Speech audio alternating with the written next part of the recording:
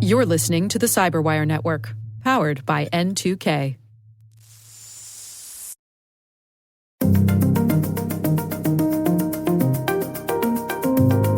While a lot of times we say it's a sophisticated actor and there's nothing that could have been done, many times it's less sophisticated than we think, and there's probably something that could have been done. Hello, everyone, and welcome to the Cyberwire's Hacking Humans podcast, where each week we look behind the social engineering scams, the phishing schemes, and the criminal exploits that are making headlines and taking a heavy toll on organizations around the world. This is episode 112 for August 20th, 2020. I'm Dave Bittner from the Cyberwire, and joining me is Joe Kerrigan from the Johns Hopkins University Information Security Institute. Hello, Joe. Hi, Dave. We got some good stories to share this week, and later in the show, my conversation with Rachel Toback from Social Proof. She has her insights on the recent Twitter hack. All right, Joe, I am going to kick things off for us this week, and I have what I think is a really fascinating story. You and I have spoken many times about our frustration with robocallers. Yes. I think like most of our listeners probably agree, I get more robocalls than real calls. Absolutely. On my phone these days, right? It's terrible. It is terrible. In fact, it's so bad. There's actually an app I use on my phone. I think it's called RoboKiller. And, I pay a couple bucks a month for this app. It's so worth it to me to have this app intercept my phone calls, establish whether or not it's a hoax or not, and then decide whether or not to alert me. This comes from ZDNet, written by Catalin Simpanu. And the title of the article is, "A Simple Telephony Honeypot Receives 1.5 million robocalls across 11 months." And it's covering some research that some folks at North Carolina State University did. They presented it at, is it the Usenix conference? Is that how you pronounce it, Joe? Yep, Usenix. They presented at that conference. And what these folks did was they set up over 66,000 telephone lines, and they had them active between March of 2019 and January of 2020. And over that period of time, they received over 1.4 million unsolicited calls. And there's some really interesting details about their research here. They got unsolicited calls even if they never made the phone number public via any source. Right. So I suppose that points to the probability that many of these robodialers are just spinning up random numbers. Yeah, they're just dialing sequentially, right? Yeah. Because there's only so many phone numbers, Dave. Well, and that's another thing that struck me about this story was how easy is it to just go get 66,000 telephone numbers, right? Yeah, even at the cheapest rate, that is a lot of money. I'd like to know who funded this research. It's an interesting paper. They said on average, they received an unsolicited call every 8 days or so. Per line. Yeah, most of the calls came in surges that they referred to as storms, which happened at regular intervals. And what they suspect is that the folks who are behind these robocalling campaigns, they are campaigns. They buy a certain number of robocalls. The campaign says a start point, a stop point, and it goes out in mass, over that small period of time. So they tracked 650 storms over 11 months. Most of the storms were the same size, which is interesting. It is. Another interesting point they made here was that many of the calls that they got, or a significant number of calls that they got, were from people who were basically returning the call of the robocallers. In other words, of another robocalling operation. Because the robocallers, they spoof phone numbers. They're not using their actual number as a caller ID. So I don't know if this ever happened to you. You're, standing around minding your own business. Your phone rings, you answer it, and the person on the other end says, "Did you call this number?" You say, "No, I didn't call this number." That hasn't happened to me in a number of years, but I think that has happened to me like once. Yeah, it's happened to me a few times, but I think you're right. It's been a while because I think these days nobody answers their phone. If it's not someone in your list of contacts. I know for me, I don't answer the phone if it's not someone who their name doesn't come up. There's no way I'm answering that. Right, you're going to have to leave a message, and if you don't leave a message, I'm not calling you back because that message is your opportunity to plead your case. Right. Right. So they tracked over 2,600 robocalling campaigns, and they said the largest ones were promoting student loans, health insurance, Google search promotion services, and Social Security scams. I guess no real surprises there. Right. You know what surprises me that's missing is car warranty scams. Oh, yeah. Because that's all Right. the robocalls I get. That's interesting. Yeah. I wonder if they've kicked up since these folks cut off this research in January. It could be. I don't know. But the other interesting tidbit that goes counter to, I think, what I would have thought is they found that answering calls does not necessarily increase the number of robocalls you receive. Really? Yeah, I is would have interesting. thought that if you answer a call, that would go into some database where they'd say, "Hey, we got a hot one." You know, Right. This is a live number. People answer this Right. phone number. Call them. Exactly. But no, their data showed that doesn't really happen. So interesting story. We'll have a link to it in the show notes here. Again, the story is from ZDNet, and they have a link to the original research if you really want to dig into the details. I've reached out. I'm going to try to get one of the researchers from this team over for our Research Saturday show, so maybe we'll be able to dig into some of the details there. But I thought it was an interesting one. I agree. I think this is very interesting. I am going to go ahead and download this paper and take a look at it. Yeah. Yeah. All right. Well, that's what I have this week. Joe, what do you have for us? Dave, we're all familiar in the U.S. with HIPAA. And for our listeners that might not be familiar with it or might not be from the U.S., it stands for the Health Insurance Portability and Accountability Act. And it has some compliance requirements for data privacy and security. It is the driving data protection law in the U.S. for the medical industry. The enforcement power for this law resides with an organization called the Office of Civil Rights, and that is within the Department of Health and Human Services. Now, the Office of Civil Rights, or OCR, is issuing a warning right now because somebody is sending out postcards impersonating them. These postcards say they come from the Secretary of Compliance, HIPAA Compliance Division. And there is no Secretary of Compliance for the HIPAA Compliance Division. It does not exist. But the cards inform the recipient that their organization is due for a mandatory risk assessment, and they contain a URL, a phone number, and an email address for the recipients to set up such an assessment. Now, this is not how this works. The postcards lead to a non-governmental website and marketing consulting services. The URLs in the postcard lead to non-governmental websites that market consulting services. So I'm wondering if this is like some kind of misconceived marketing campaign that has turned into some kind of possibly a federal crime impersonating a federal officer. Right. Like it's a leads generating kind of thing. Exactly. I can only find the front part of the postcard online. Nobody's posted anything with the URLs on it. They're all blacked out. The postcard does have a permit number on it, like a first-class mail permit number for bulk mailing. Now, that could be done by a bulk mailing service. There are people out there who provide this kind of service for marketing purposes. Like if I wanted to send a bunch of mail to a bunch of different people, I could go to this company and say, here's what I want you to send. And they'd charge me some fee, and then they'd send it all out using their permit numbers. So it could be one of these. But the OCR, the Office of Civil Rights at Health and Human Services, is not taking this lightly. And they're saying that suspected incidences of individuals posing as federal law enforcement should be reported to the FBI. Oh, my. So I want to stick with this story. I'm hoping that if anybody has a copy of these postcards and can send me a picture of it, I'd love to go to the URLs and see what they are. Maybe reach out to somebody via email and see if I can get anybody to respond and see if I can find out what's going on here. But if this is just a marketing campaign that's gone awry, it's a terrible idea. But, you know, there's that little voice in the back of my head, the conspiracy theory guy, right? We all have them.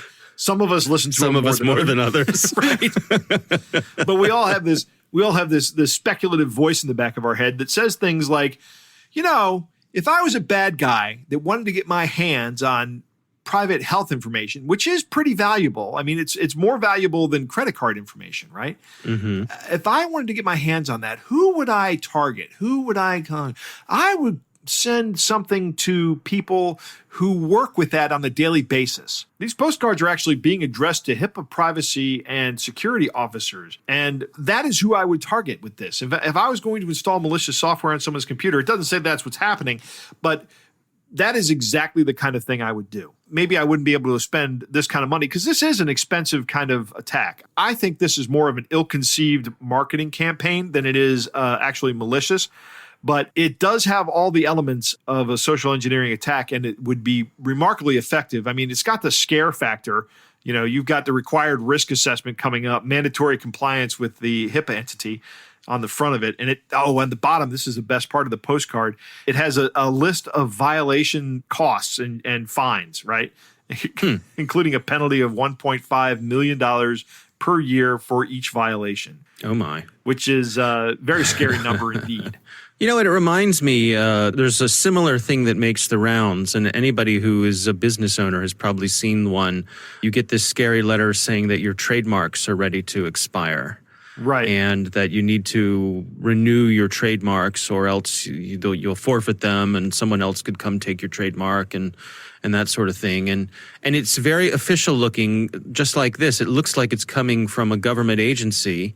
But if you read the fine print, it says it's not from a government agency. It's from a company who provides a service of renewing your trademark information, your registration, that sort of thing. But they charge quite a premium for it, several times what it would cost you to just go to the U.S. Patent and Trademark Office and renew. Right. So let's say if that was I'm just making up numbers here. Let's say if that was a couple $100, these folks charge a couple of $1,000. I used to get this for domain renewals for a business I had once. And, our renewal was up and that cost $20 a year. And these people wanted to charge me like $300 to renew a domain. Yeah. So I think it's a case where they can go through some public records and find out when things are getting ready to expire, and then they use that and they try to scare you, and they also try to look very official.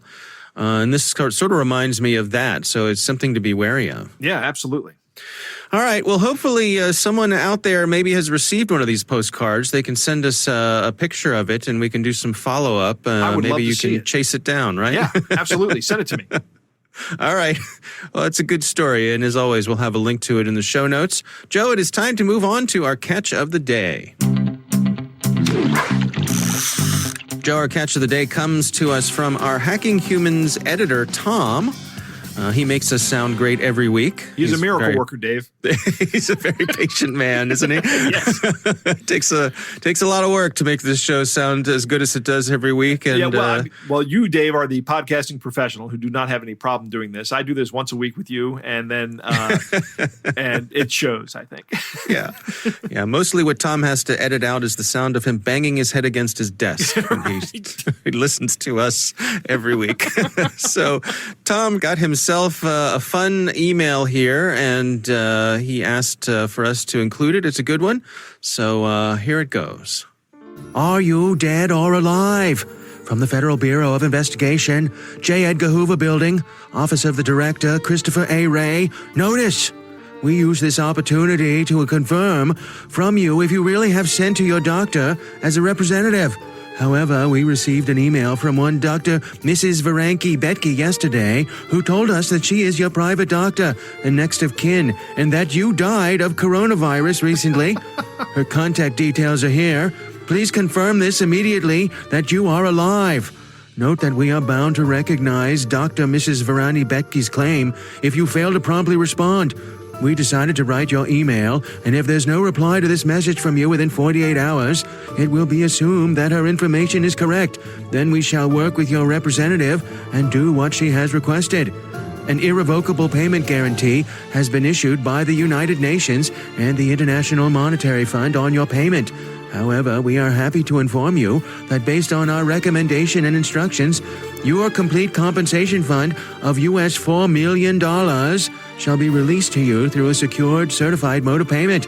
This payment is to help you fight COVID-19 and stand on your feet again for a better future.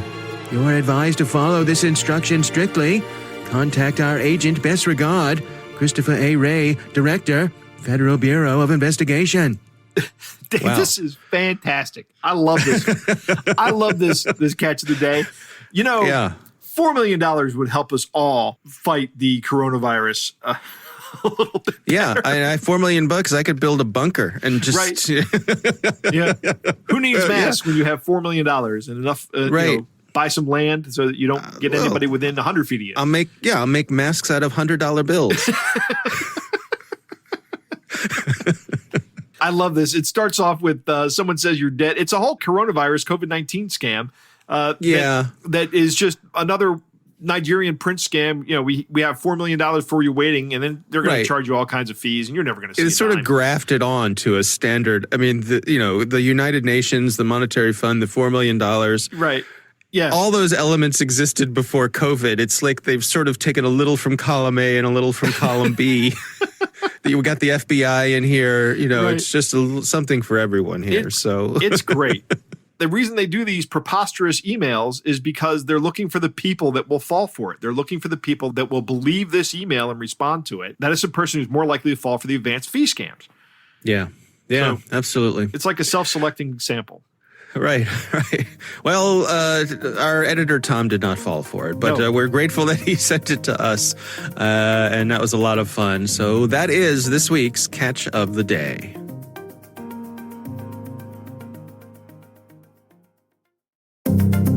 Joe, it is very exciting to have Rachel Toback back on the show. It is indeed. Yeah, she's just a great guest. Of course, she heads up a company called Social Proof, and she is a multi-time winner of social engineering capture the flag competitions. Yeah, Rachel is the real deal when it comes to social engineering. She is Absolutely. amazingly talented at this. She is a master of the art. Yeah, absolutely. So I reached out to her recently to get her insights on the recent Twitter hack, and she was gracious enough to come on and share her thoughts. Here's my conversation with Rachel Toback. It came to my attention maybe an hour into the attack. I checked out my Twitter and I saw former President Barack Obama had tweeted out a link to a Bitcoin opportunity, is the way that he positioned it, where he said that he would double your money. And I'm thinking to myself, that's unlikely. I don't think that's, I don't think former President Barack Obama is going to double my money. And then I saw that Elon Musk had tweeted it out too. And I was like, okay, that's really strange. And people were starting to tweet things like, none of them had MFA on their accounts, or an API was breached, or just so many different things. So many different options were out there. And I'm thinking to myself, there is no way that former President Barack Obama and Elon Musk both do not have hardware MFA on their accounts. Like, that is just so unlikely. So using Occam's razor, I deduced a couple of predictions. And where did you begin? I mean, what were your first suppositions of what might be going on? Well, I started from my position. So I started thinking, what would I have done as an attacker? And what I would have done as an attacker is I probably would have just tried to gain access to their accounts by leveraging some sort of like internal access panel, an admin panel, or God mode, we sometimes call it at a company. And a lot of times I do that when I'm hacking just by calling customer support. So I might call customer support, gain access to their credentials, and just log in and then change the things that I want to change on the back end myself.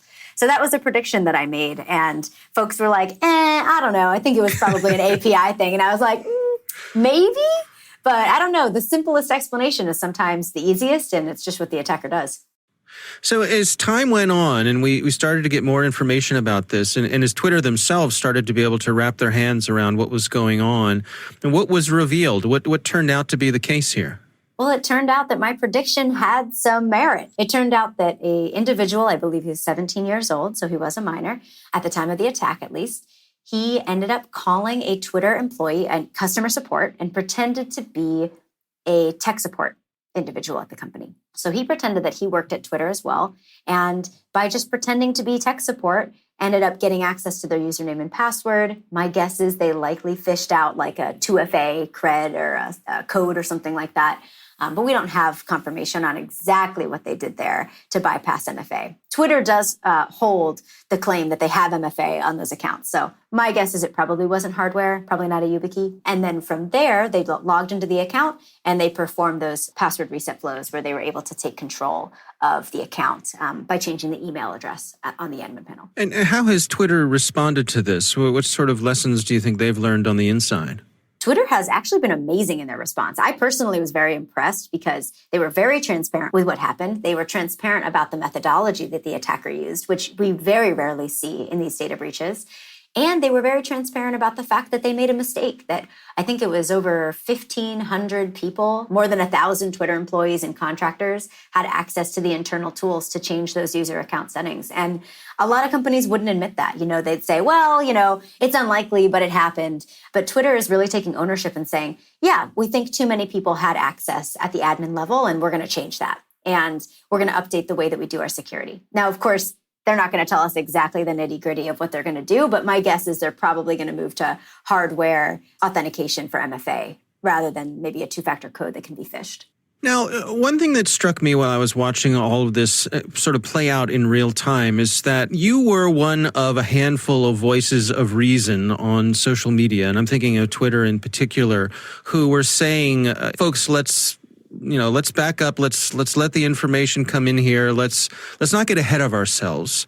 And I was hoping you could provide some insights into that approach, into how you approach an event like this when it's happening in real time, when emotions are high, everybody wants to sort of jump into the fray. How do you hang back and allow, as you say, Occam's razor to sort of take the lead in the way you approach things? I would say some folks would probably disagree with you and think that I jumped in too fast. But I think the big difference between what I was doing and what we might have been seeing online is that I was making predictions, hypotheses, and really being clear with the fact that we do not currently know the answers, but we can predict. We can make some hypotheses based on our knowledge of how attackers think. So I was trying to be really, really clear with folks, especially the media who was reaching out to me, that we do not know what happened. We can't say what happened with any level of certainty, but we can guess with an educated background of what we think might have happened to inform some of the communication that's going out and maybe quell some of the panic.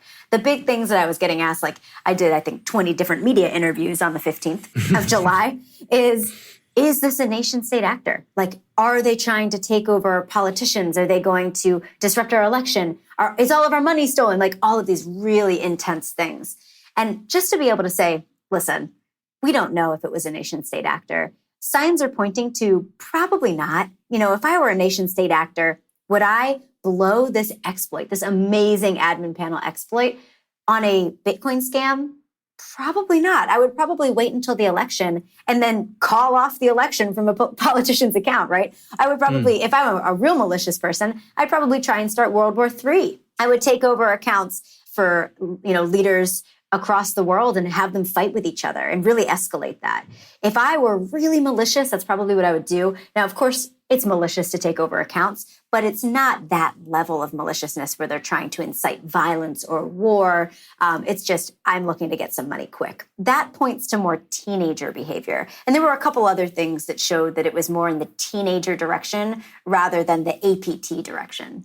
I think it's a really important point that you bring up here, and you've said it a couple times, and that's the willingness to say, I don't know. And I think that's something that, particularly online, that impulse is not often rewarded. Yeah. I think we saw a lot of people try and say like, oh, I think I know what happened, or we know what happened. And they really don't. Even now, we only can go off of what Twitter admits happened. And even that might not be correct. And so we have to say that Twitter claims this happened. It's just like that type of language is really important to be clear on. A lot of times we just don't know the answer. We can make hypotheses. We have reporting, but we are only reading those claims. We don't know for sure. Looking back, now that we've had some time to sort of have this event settle in, do you have any thoughts on how it informs things as we go forward? Any lessons learned here? Oh, yeah, absolutely. There's so many lessons that I think we've learned.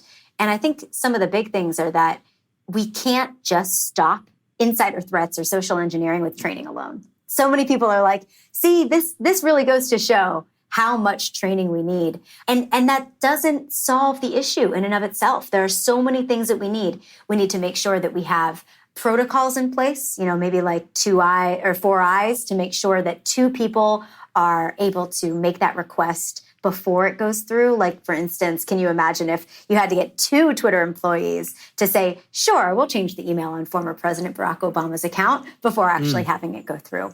We need so many more technical tools. Like we need endpoint management. We need to make sure that if you get access to the credentials, do you have a trusted device? that's logging in with those credentials. I, as an attacker, probably shouldn't be able to use the credentials to log in. And things like IP restrictions are really tough under COVID-19, but those types of things can really be useful when people are working on their home networks. And in addition to that, we have to make sure that we're treating people well and paying them well. Because, if you have an insider threat and they're handing out their credentials like candy or they're being bribed, it's important to make sure that we don't just try and put technical tools in place, but we have to also have the human tools. They have the money that they need, so they're not interested in a bribe. Something like that is useful too.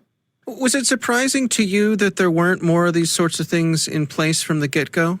Well, I'm just going to say exactly what we've been talking about. We don't know if they weren't in place at the get-go. Good point. Yeah, we don't know. It's very possible that they were doing all of the suggestions that I recommended, and it still didn't work. So I can't really comment to that. But I can say that we know many organizations out there do not take these steps. They might not have hardware MFA. They might not have social engineering training with up-to-date examples of how exactly it happens, not just over email, but also over the phone, which is a big limitation of a lot of trainings now. And also making sure that we have all of the technical tools to back up if a person inevitably makes a mistake, which is, of course, bound to happen. Twitter might have been doing this, they might not have, but we do know that it's a learning point for every organization, regardless of whether or not they're currently doing it, to just keep it up. The one thing that I think is interesting that people haven't talked about a whole lot is the whole nation-state actor thing. There's a big joke going out around on Twitter that was APT in this specific scenario stands for AP teen. In this case, that is true. I want to make sure I can attribute that, but I don't know who started the joke because it just got copied a bunch. But yes, in this case, it was not, we don't know for sure, but the main actor was just a Florida teenager, right? It's not North Korea, it wasn't China or anything like that. So while it's possible they could have had involvement, we don't know that yet. And I do think it's really interesting because a lot of people were like, who else would go after politicians' accounts? It's got to be a nation-state actor. And I said, well, let's look at the details here. We do have some screenshots from an individual who received DMs from Geert Wilders' compromised account, the politician from the Netherlands. And we saw some really interesting things, and we did some Google Translate to find out that the DMs that young woman received said, hey, what's your Snapchat? What's up? You're hot. Does that sound like a nation-state actor? Maybe. Is it more likely that it's a teenager who thinks somebody's attractive and wants access to their Snapchat username? Yeah, that sounds more likely to me. And so we just kind of have to use Occam's razor here to think about, a lot of people were like, well, that could be a false flag. And sure, it could be a false flag. Of course, as an attacker, I could take the time to DM people and ask them for their Snapchat and tell them that I think they're attractive. Of course, that's possible. But what is more likely? What's more likely is that individual was a teenager, wanted access to their Snapchat, and knew they had about 10 minutes on the account before it was going to get shut down. So they went ahead and did that. I probably wouldn't spend my time planting false flags. So yes, again, it's possible, but unlikely. And we just have to move forward with that.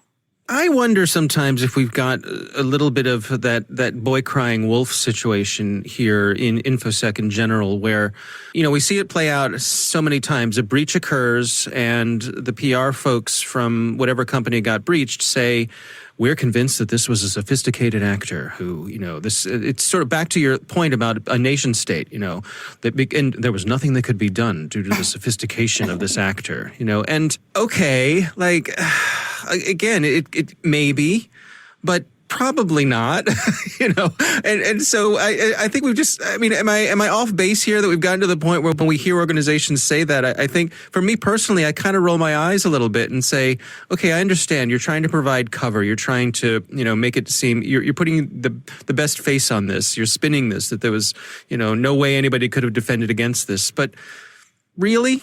Yeah, we hear that a lot. That's like a knee-jerk first reaction is, the word sophisticated is used in almost every press release. A sophisticated actor. I think we saw that in the case of the Twitter announcement as well. A coordinated, sophisticated social engineering attack. And while it was coordinated, they did likely coordinate on Discord from what we're seeing. It doesn't necessarily mean it's sophisticated. Social engineering somebody and calling to gain access to credentials while pretexting or pretending to be IT support, I wouldn't call that sophisticated. The things that I do are interesting, but I wouldn't say they're so hard that the average person couldn't do them. We do know that it's possible to defend against this stuff too. We need to have least privilege. That means limited admin access. We need to have software to detect aberrant behavior. If you're changing 15 plus emails on an admin panel in 2 minutes when you're really supposed to be doing that maybe once a day, then that's probably going to raise some red flags, and it probably should have sooner. We need to audit who has access. We need, 4 eyes or 2-person sign-off. We have to treat people well and fairly. So while a lot of times we say it's a sophisticated actor and there's nothing that could have been done, many times it's less sophisticated than we think, and there's probably something that could have been done. All right, Joe, what do you think? Again, I love having Rachel on this show. Yeah. I am a huge fan of hers. She provides some unique insight into this Twitter hack. And one of the things I really like about her approach is she takes this approach of we don't really know what happened. And when media companies are calling you, it takes a lot of mental discipline to not be speculative, right? Mm-hmm. To not be the expert who has the absolute definitive answer. Exactly. It takes a lot of restraint, I'm going to say we don't exactly know what happened here. And I think that that's right. And I think that Rachel handled this exactly right. And that's why I didn't cover this story until the Wall Street Journal put that story out in last week's episode. I really wanted to discuss this story because I knew there had to be some kind of social engineering portion to it, or there probably was some kind of social engineering portion to it. I wanted to know how they did it, but we just didn't have the information. I think that Rachel's guess on what the MFA on the internal account that was accessed was not software. When she talks about that somebody social engineered a multi-factor authentication token out of somebody, that means it wasn't a hardware token. That's correct. I think that's right. Because the Wall Street Journal article I talked about last week mentioned that this 17-year-old kid did a SIM swapping attack, which says to me, and this is again speculation, but what I think that probably was this person got some login credentials, but then encountered two-factor authentication via SMS, and then switched the SIM so they could get that SMS code sent to their phone. And then once they got that, they were able to establish a foothold. Also, she makes a great point here about what if this wasn't just this 17-year-old kid? What if it was a nation-state actor? What kind of havoc could they have wreaked? What could they have done? The speculation that it was a nation-state actor when they're operating a Bitcoin scam and they're sending direct messages to get people's Snapchats, that doesn't seem like, I agree with Rachel 100%. That does not seem like something a nation-state actor would do. A nation-state actor would realize the opportunity that they had here. And like I said last week, I think this kid blew his opportunity when he did this Bitcoin scam. But at the same point, I'm glad he did, because that's what got him caught. And that's what lets Twitter go through and do an audit of their security policies. In a way, they dodged a bullet. Yeah, exactly. They dodged a bullet. They got out of this really potentially devastating hack with just a little bit of embarrassment for a Bitcoin scam. Not that is the exact. You're exactly right. They dodged a bullet. I'll come back to multi-factor authentication in a second, but she uses the term Occam's razor a lot, which is a very old philosophical technique. I like to refer to it as the Scott Adams which is more likely test. I can't remember which one of his books he talks about that. And Scott Adams is the author of Dilbert, but he's also written a number of books where he talks about organizational philosophy. And he's not necessarily an expert in this. And when Scott Adams is talking about it, he says it's the which is more likely test. Is it more likely that A has happened or more likely that B has happened? In this case, when what Rachel's talking about here, is it more likely that this is a 17-year-old kid asking some girl on Twitter for her Snapchat address, or is it more likely that it's a nation-state actor? If you look at a lot of things that way where you're missing information, it really helps you get a handle on it, and you can start acting in accordance. But, remember, you don't have all the information, so don't act too rashly. Now, back to the levels of multi-factor authentication. I like to talk about multi-factor authentication. I say that's the one thing you should put on all your accounts if you can. If it's offered by the service that you're logging into, do it. Use any level of multi-factor authentication they offer, because any is better than none. When I'm giving talks, I talk about 4 types of multi-factor authentication, from least secure to most secure. And the least secure version is SMS texting. Those are just text messages you get. And they are the least secure for exactly what happened at Twitter here. Somebody at Twitter had their SIM swapped out and somebody got access. And here we see a failure of SMS texting. But if it's the only thing that's available, you should still use it. More secure than that, there are 2 of them I kind of grouped together, and they are the one-time passwords or time-based password codes or time-based codes. I can't remember what the acronym is right now. But the first one is one where you get a seed displayed on a web page, and then you can take a picture of it with an app like Google Authenticator, or Microsoft has one. And that generates a one-time password, or a time-based password code rather, so that you have to enter like a 6-digit code once you enter your username and password. It's more secure if you can actually get a device that has that. There are a number of manufacturers out there like RSA that have the little tokens that you've seen that show you a number, and that's all you see is the number. And those are about the same level of security. I say that the little pieces of hardware that display the number to you are slightly more secure than the app on your phone, simply because that seed has never really been transmitted across the internet. It's been done presumably at some other location in a more secure environment than you may have. I would say they're about the same level. And then finally, the most secure level is using a hardware token like a YubiKey that Rachel mentions. I have a couple of those. They're great. I want to make sure that I say this to everybody. Don't buy one YubiKey, buy two. and keep one pair, of them. A matched pair. Right. Set up your two-factor authentication with both of them wherever possible, and then put one of them in a safe place. Because if you lose the other one, if you lose the one that you carry around with you, I keep one in my backpack. If I lose that, I still have access to all my passwords and all my accounts because I have a backup hardware token. A lot of cloud services offer their own solution as well. Those may just be rebranded YubiKeys. Who knows? But the hardware token, the physical hardware token that you plug into your USB port and take with you, is the single best way to protect yourself. It makes it very, very, very difficult for someone to break into your account. Yeah.